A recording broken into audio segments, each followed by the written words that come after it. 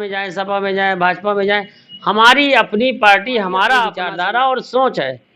उस सोच के तहत एक ही बात हमारा है कि बाज की तरह रंगबाज बनो, बाज के गुणों वाला रंगबाज बनो, और जाकर के युवा अगर जाएंगे विधानसभा या संसद तो परिवर्तन करके दिखाएंगे। भारत में कुछ ही समय में लोकसभा चुनाव होने वाले हैं। सभी राजनीतिक पार्टियां अपनी अपनी तरह से इस तैयारियों में जुट गई हैं।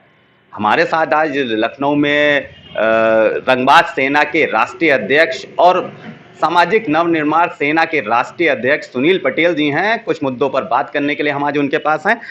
बात करते हैं सुनील पटेल जी से। सुनील पटेल जी, सबसे पहला सवाल कि आप रंगबाज सेना चलाते थे, समाज के लोगों को जागरूक करने का, युवाओं को एक सामाजिक सेवा का एक मंत्र देने का आप काम करते थे। सामाजिक नवनिर्माण पार्टी बनाने की आवश्यकता क्यों पड़ी और क्या उद्देश्य है इस पार्टी का? एकमात्र उद्देश्य है मजबूत और शिक्षित लोगों को, युवाओं को आगे बढ़ा करके सत्ता में भागीदारी दिलाना। जी, जैसा कि आप काफ़ी समय से रंगबाज सेना नाम का संगठन चला रहे थे, काफ़ी चर्चित संगठन रहा है, लोग काफ़ी संख्या में इससे जुड़े हुए हैं, तो क्या मानते हैं कि संगठन से क्या वो उद्देश्य नहीं पूरा हो पा रहा था जिसके लिए आपने इस राजनीतिक पार्टी का गठन किया है? संगठन चुनाव लड़ सकता है क्या? संगठन चुनाव कहाँ लड़ सकता है? संगठन से चुनाव लड़ने का कोई भी आपको पावर नहीं मिलता, वो राजनीतिक पार्टी से ही आपको मिलता है। हम टिकट मांगते घूमें, इधर जाएं तो विचारों में परिवर्तन हो जाता है। बसपा में जाए, सपा में जाए, भाजपा में जाए, हमारी अपनी पार्टी, हमारा अपना संगठन, हमारी अपनी विचारधारा और सोच है। उस सोच के तहत एक ही बात हमारा है कि बाज की तरह रंगबाज बनो, बाज के गुणों वाला रंगबाज बनो, और वो जाकर के युवा अगर जाएंगे विधानसभा या संसद तो परिवर्तन करके दिखाएंगे। ये समय की मांग है। तो सामाजिक नवनिर्माण पार्टी की अगर बात करें तो किस तरह के लोग इससे चुनाव लड़ेंगे और पार्टी का मूल मंत्र क्या है, किस सिद्धांतों पर पार्टी काम करेगी? योग्यता मूल मंत्र है इसका। योग्यता और हुनरमंद इंसान, शिक्षा तो साथ में है ही, तभी योग्य होंगे, तभी आप हुनरमंद होंगे। तो अगर आपके पास योग्यता है, योग्यता में दोस्ती यारी नहीं चलती, रिश्तेदारी नहीं चलती, वो परिवारवाद नहीं चलता, सिर्फ अगर योग्य है तो आप हमारी पार्टी से जुड़ सकते हैं और जा कर के चुनाव लड़ सकते हैं और आपको वहाँ पर भेजा जाएगा। तो योग्यता की आप जैसे बात कर रहे हैं कि आपकी पार्टी में जुड़ने के लिए योग्यता की आवश्यकता है, तो क्या यह योग्यता शैक्षणिक मानी जाएगी या सामाजिक मानी जाएगी या किसी विशेष वर्ग पे काम करने के लिए मानी जाएगी, या आप प्रोफेशनलिज्म को ही इस पार्टी का मूल मंत्र बना रहे हैं? नहीं नहीं नहीं, ऐसा आप नहीं समझ पाए। वर्गवाद की राजनीति हम कहते हैं कि हम करते हैं। वकील एक वर्ग है, पत्रकार एक वर्ग है, किसान एक वर्ग है, तो इस तरह से सभी लोगों का एक वर्ग है, तो उसका एक प्रतिनिधित्व तो होना चाहिए ना वहाँ पर। पत्रकारों का भी अगर प्रतिनिधित्व, आप लोगों की बात तो वही अच्छे तरह से कर सकता है, और वो कौन सा होगा? जो आप में से योग्य होगा, आपकी बात को रखने के लिए होगा। आप अच्छे पत्रकार हैं, इसका मतलब आप अच्छी तरह से बोल सकते हैं, इंटरव्यू ले सकते हैं, दैट इज़ योग्यता। वो किसी के अंदर किसी भी प्रोफेशन में हो सकती है, हम उस योग्यता की बात करते हैं।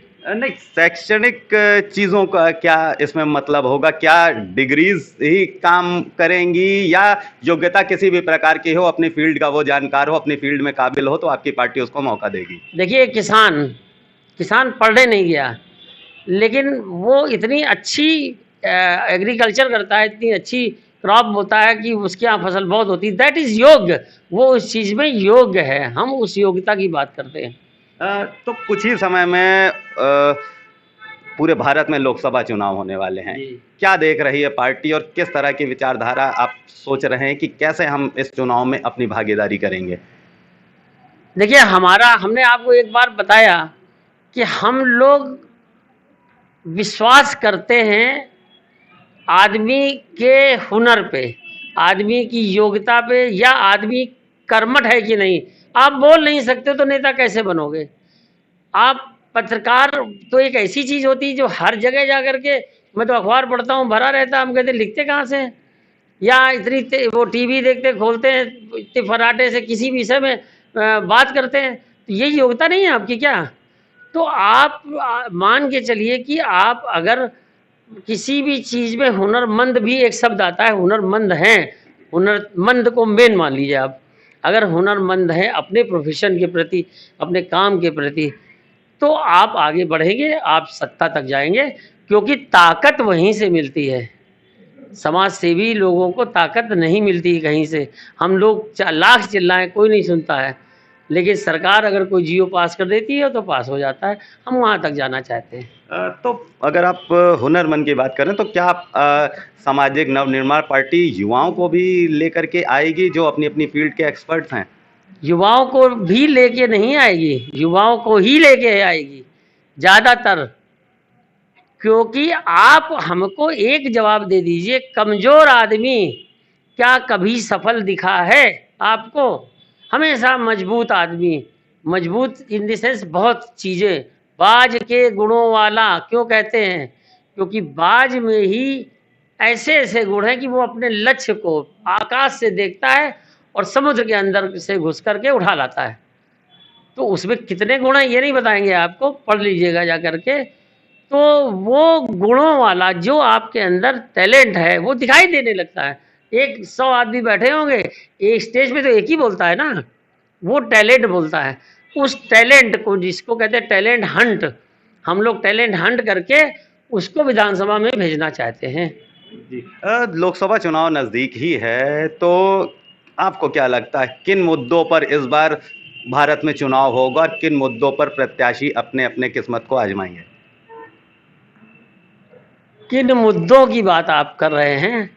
तो देखिए, बात ये कि एक तरफ हमको जो दिख रहा है, एक तरफ एक है और दूसरी तरफ सब हैं। सब लोगों को लेकर के चलने वाले एक मत नहीं होते, ये फ्लॉप हो जाते हैं और फ्लॉप होते रहे हैं जब से एक अकेला हो गया। राजा अकेला ही होता है, 2 नहीं होते, 4 नहीं होते, 10 नहीं होते। इसलिए इनकी जो फ्लॉप होने का एक ही कारण होगा, वो होगा कि तरह-तरह की नदियाँ एक ही घाट में मिल रही हैं, लेकिन वो मिल नहीं पा रही, पानी खारा हो जा रहा है। अपने आप पानी साफ करें और फिर सब एक जगह जा कर के मिल जाएँ, तो पूरी दुनिया वहीं से पानी पीने लगेगी। तो लोगों को समझ नहीं आता है, कन्फ्यूज़ हो जाते हैं, पब्लिक जनता कन्फ्यूज़ हो जाती है, खुद कन्फ्यूज़ हो जाते हैं कि ये मैं अपने बारे में कह सकता हूँ, भारत में, मैं भारत की बात करता हूँ, पूरे भारत की एकमात्र पार्टी, सामाजिक नवनिर्माण पार्टी और रंगबाज सेना एक ही संगठन है, जो सिर्फ ताकत की बात करता है और उसी को आगे बढ़ाना चाहता है, युवा को रंगबाज बनाना चाहता है। और रंगबाज शब्द टीवी में क्यों नहीं आता है, दूरदर्शन में क्यों नहीं आता? कोई लेता है क्या नाम? जागरण में क्यों नहीं आता, पेपर में, अखबारों में नहीं आता? आप लोग भी नहीं लेते हो? आतंकवादी मारा गया और वो उग्रवादी और दुनिया की बातें करते हैं, लेकिन रंगबाज को समझना पड़ेगा। जो रंगबाज को समझ गया, वो जो बाजों को, गुणों को धारण कर लिया, जिसने टैलेंट अपने अंदर पैदा कर लिया, उसकी पूछ दुनिया में होगी। उसी को हम लोग आगे बढ़ाना चाहते हैं, उसी को सत्ता तक पहुंचाना चाहते हैं, ताकि वहां पर पहुंचे हुए लोग दमदारी से काम करें। भारत में आजकल विपक्षी पार्टियां कई तरह के मुद्दे उठा रहे हैं। कोई बेरोजगारी की बात कर रहा है, कोई महंगाई की बात कर रहा है, कोई सामाजिक स्तर की बात कर रहा है। आपकी पार्टी क्या सोच रही है, किस मुद्दे पर चुनाव में जाएगी? हमारा मुद्दा ही नहीं है कोई। हमारा मुद्दा अगर एक है कि सब लोग बदल जाओ, सारे युवा अगर पढ़ने लगें, पढ़ जाएं, सारे युवा टेक्निकल एजुकेशन हासिल कर लें, तो क्या समाज में बदलाव नहीं होगा? समाज में बदलाव तभी होगा।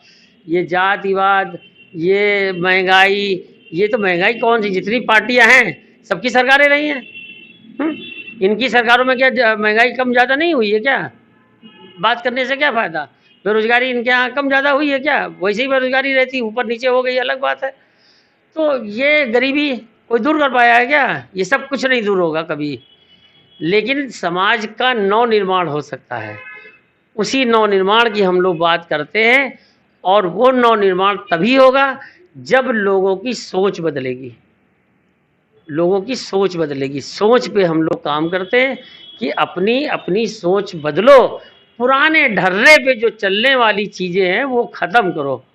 और कोई भी देखिए, मैं विपक्षी पार्टी भी हूँ, लेकिन मैं कहता हूँ कि मोदी की सोच अच्छी थी, इसलिए इतना आगे प्रोग्रेस होके वो अगला काम कर रहा है। परिवर्तन किया, टेक्नोलॉजी आई, मेटावर्स आया, और जो वर्चुअल दुनिया चल रही है उसकी बात उन्होंने नहीं बनाई, ये सब वैज्ञानिक बना रहे हैं।